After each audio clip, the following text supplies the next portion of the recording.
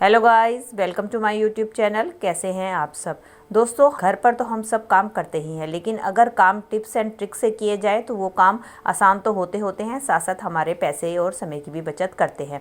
इसी तरह की यूज़फुल टिप्स लेकर मैं आपके लिए हाजिर हो गई हूँ।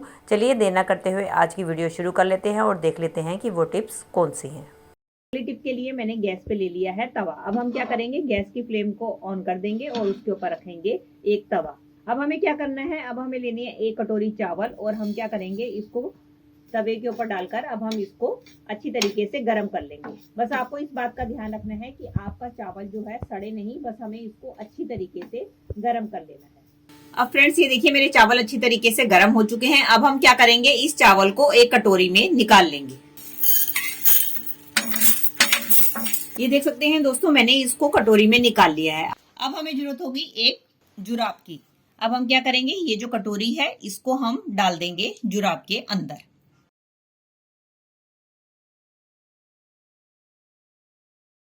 और हमारे चावल बाहर ना निकले तो हम इस जुराब में अच्छी तरीके से गिठा लगा देंगे। चाहे तो आप इसके अंदर कोई भी रबड़ बैंड लगाकर भी इसको बंद कर सकती हैं, ताकि हमारे चावल जो है इसमें से बिल्कुल भी ना निकले। अब दोस्तों इसका इस्तेमाल हमें कैसे करना है।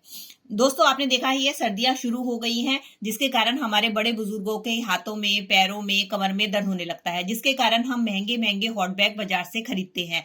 लेकिन ये हमारा दादी नानी का आजमाया हुआ नुस्खा है। तो अगर आपके घर में बड़े बुजुर्ग या बच्चे हैं जिनके हाथ पैरों में दर्द रहता है, तो आप क्या कर सकते हैं, इसकी मदद से उस जगह पे आप इस तरीके से सिकाई कर सकते हैं। इसके अंदर जो चावल डाले हुए हैं वो काफी लंबे टाइम तक जो है अपने अंदर हीट को एब्जॉर्ब करके रखते हैं। और अगर हमने जो स्टील की कटोरी ली है उससे जो है आपकी हीट जो है इवनली आपके जहां भी आप सिकाई करेंगे तो आपको महंगे महंगे हॉट बैग भी खरीदने नहीं पड़ेंगे और बड़ी ही अच्छी अच्छी तरीके से सिकाई भी कर पाएंगे।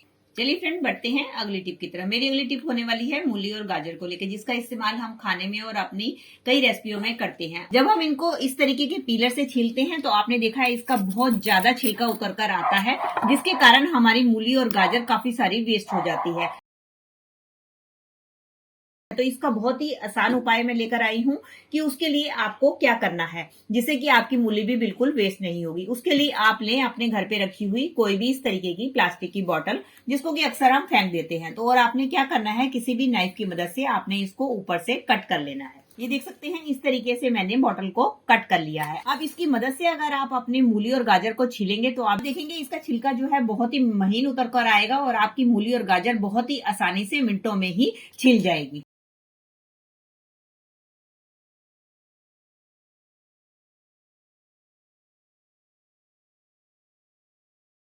ये देख सकते हैं कितनी आसानी से हमारी मूली और गाजर छिलकर तैयार हो गई है और इसका छिलका भी आप देख सकते हैं कितना पतला उतरा है। इस तरीके से आप बोतल की मदद से ढेरों अपनी गाजर और मूली को छील सकते हैं और वेस्टेज होने से भी अपनी सब्जियों को बचा सकते हैं। चलिए फ्रेंड, बढ़ते हैं अगली टिप की तरफ। मेरी अगली टिप होने वाली है इस टेप को लेके। अक्सर यही होता है कि जब हम इस टेप को यूज करने के बाद रख देते हैं और नेक्स्ट टाइम जब हमें इसको यूज करना होता है तो इसका एंड हमें मिलता नहीं है, जिसके कारण हमें काफी दिक्कत आती है। तो उसका बहुत ही आसान उपाय लेकर आई हूं कि अगर आपको भी दिक्कत आए तो आप क्या करें, आप ले अपने घर पे रखा हुआ इस तरीके से कोई भी पेन। आपने क्या करना है, जिसका भी एंड ढूंढना है उसके ऊपर आपने इस तरीके से पेन को चलाना है। इस तरीके से जब आप पेन को चलाएंगे तो आपका जो पेन है आपके एंड पॉइंट पे इस तरीके से अटक जाएगा। ये देख सकते हैं, ये देखिए मेरा ये एंड पॉइंट था, यहां पर मेरा पेन अटक गया और इस तरीके से आपका जो एंड पॉइंट है वो पेन की मदद से ऊपर को उड़ जाएगा। तो आपको पता चल जाएगा कि हमारा एंड पॉइंट यहां पर है, तो इसकी मदद से आप बड़ी आसानी से आप अपने टेप के एंड को निकाल पाएंगे।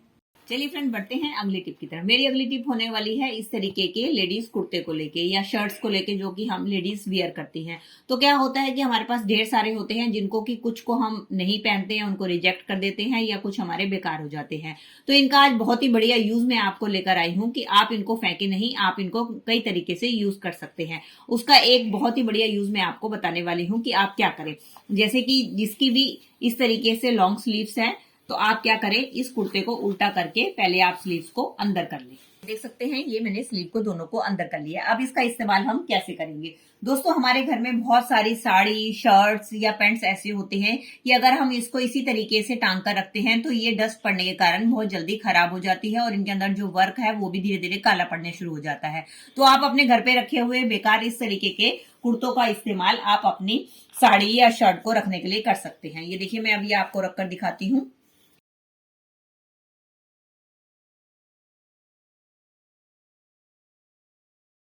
ये देख सकते हैं इस तरीके से मैंने साड़ी को इसके अंदर रख दिया है। और अगर ये आपका थोड़ा सा नेक खुला है तो आप क्या कर सकते हैं, चाहे तो आप इसके ऊपर सिलाई लगाएं, नहीं तो आप सेफ्टी पिन लेके अपने गले को इस तरीके से बंद कर दें। ये देखिए, इस तरीके से मैंने साड़ी को हैंग कर दिया। अब इस तरीके से आप अलमीरा में अपनी साड़ी को इस कुर्ते के अंदर हैंग करके रखेंगे तो आप देखेंगे कि आपकी एक तो साड़ी बिल्कुल भी गंदी नहीं होगी और दूसरा जो आपके बेकार पड़े हुए कुर्ते हैं उनका भी यूज हो जाएगा।